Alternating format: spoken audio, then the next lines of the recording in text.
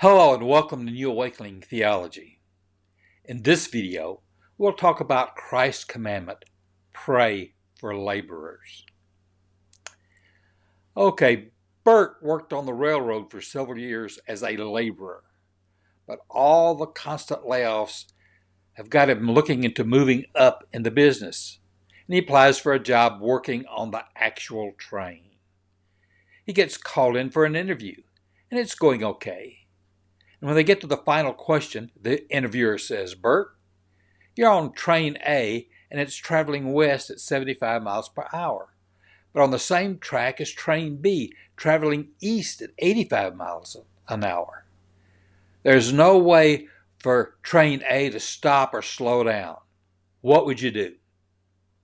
Well, Bert hems and haws for a few minutes and then tells the interviewer, "Well, I reckon I'd call my brother Marcus." "Call your brother? Why?" "Well, Marcus ain't never seen no big train wreck before."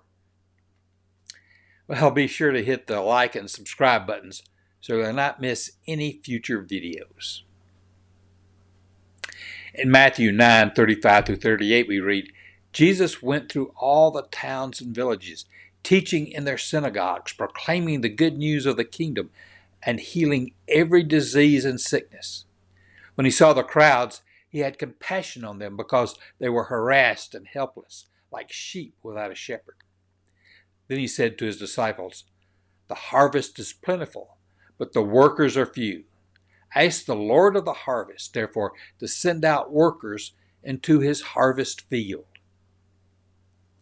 In Matthew chapters 5 through 7, Jesus has spent his time teaching and healing. Beginning with Matthew 9:35, Jesus begins to demonstrate kingdom work. The religious leaders of Jesus' time were notorious for creating strict laws for the people to follow. The leaders would tell the people, "You can't do this and you can't do that, or you must do this and you must do that." The leaders did not care about the people, they cared about themselves.